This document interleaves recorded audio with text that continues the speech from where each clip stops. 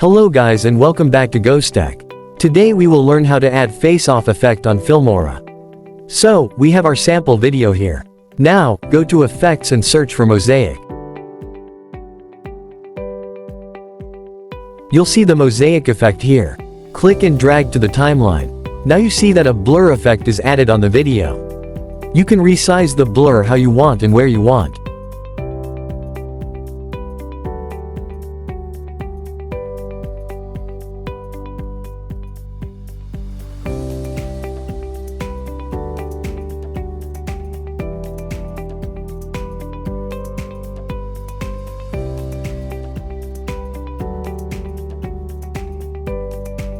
Also, you can change the type of the blur.